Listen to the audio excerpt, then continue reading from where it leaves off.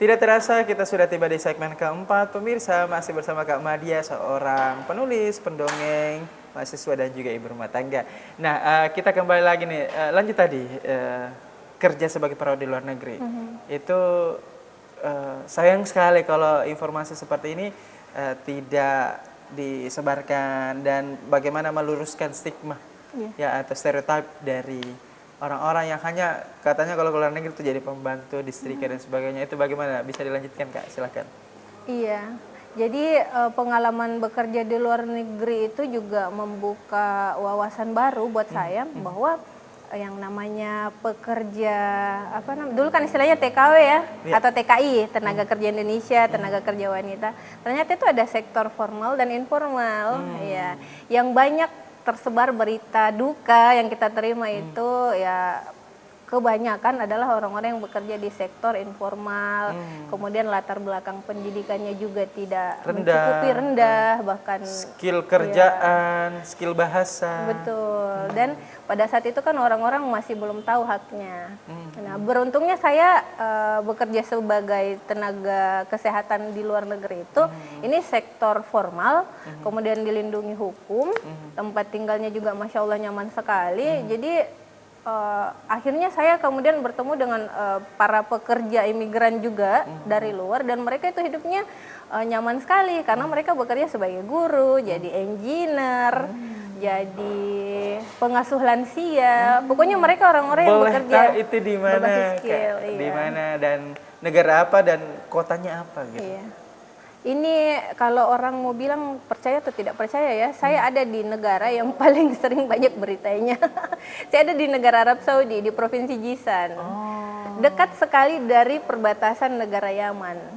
Iya. Sekali dua kali kadang terdengar perang, tapi tidak ada, istilahnya tidak memberikan pengaruh yang signifikan sih sebenarnya. Oh, berarti memang agak berbeda ya yang kita lihat di layar kaca ya dengan yang di lapangan agak berbeda seperti itu ya.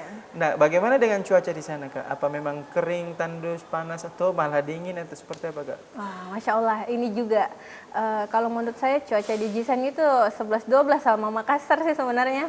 Panas juga, gerah juga, tapi karena kita dekat dengan pantai, Jisan juga dekat dengan pantai, di sana itu relatif subur Kak.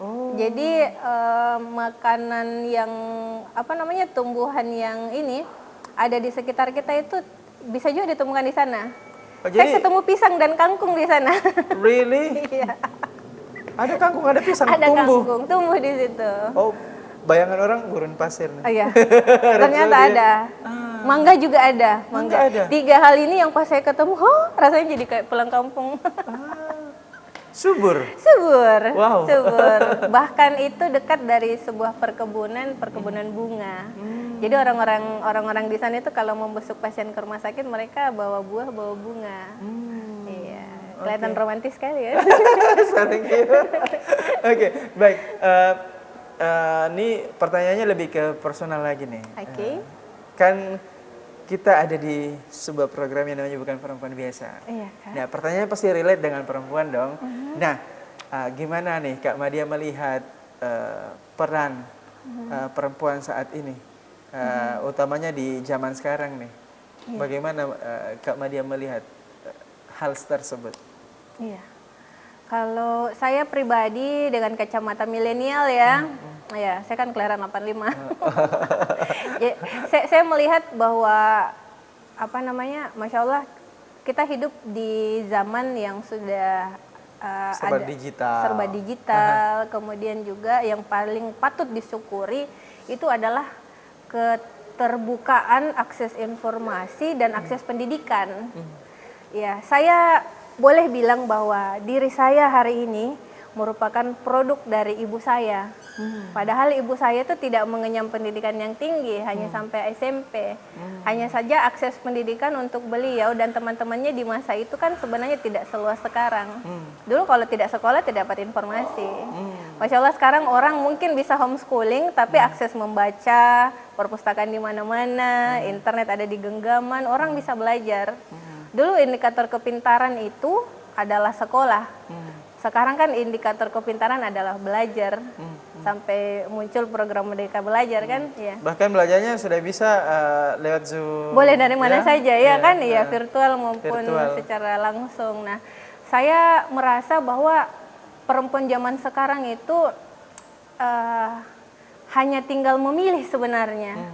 Kalau kita menyadari peran kita sebagai istilahnya baik itu madrasah pertama di keluarga untuk anak-anak, kemudian penggerak perubahan di tengah masyarakat, ataupun sebagai istilahnya pengambil keputusan di dalam keluarga, orang nomor 2 pengambil keputusan di dalam keluarga untuk mendampingi suami, perempuan itu harus cerdas, ya cerdas dengan belajar. Jadi meskipun tidak atau belum punya kesempatan untuk mengenyam tingkat pendidikan secara formal, tapi akses belajar itu tidak boleh berhenti. Tidak boleh berhenti, tidak boleh dibatasi. Tidak boleh dibatasi, nah ini. Nah, pertanyaan kedua nih, bagaimana Kak Madia melihat wajib gak sih perempuan berkarir dan memimpin? Wajib gak sih? Itu seperti apa pandangannya Kak Madia? Iya. Kalau saya itu lihat situasinya Kak Redias, iya. Karena sebenarnya konteks kepemimpinan di pemahaman saya ya, semua orang itu bisa menjadi pemimpin, ya tidak peduli gendernya. Hanya saja, ini kalau saya mengutip agama nanti dikira ustazah nih. Boleh dicampur, boleh 2 pandangan, 3 pandangan, boleh Kak. Boleh dari sisi akademi, sisi agama, atau dari sisi pribadi sebagai manusia biasa gitu. Oke, Iya, boleh, silakan. saya ambil yang paling aman lah ya dari sisi pribadi ya. Jadi kepemimpinan seseorang itu kan sebenarnya tergantung dari kemampuan dia. Jadi terlepas apa gendernya, silahkan memimpin selama cakupan kepemimpinannya itu bisa dipertanggungjawabkan. Nah, kalau mau merujuk ke dia perempuan, kita seorang perempuan itu memimpin sesuai dengan apa yang menjadi kewajiban dia. Menjadi ibu yang mendidik di rumah kan sebenarnya pemimpin. Ibu yang memimpin ya, ibu yang mengambil keputusan hari ini sarapannya apa, makan siangnya apa, makan malamnya apa, itu sudah kepemimpinan Lauknya juga. apa, Lauknya apa, ya. iya. Kita kemana? Iya, itu kan yang menjadi penentu kan ibu. Kemudian juga kalau dalam bentuk lembaga, perempuan juga bisa menjadi pemimpin dengan sektor kepemimpinan yang memang sesuai dengan itu. Jadi kalau menurut saya terlepas dari gendernya mau laki-laki atau perempuan, selama dia sanggup, selama dia memiliki kapabilitas untuk memimpin, ya boleh menjadi pemimpin.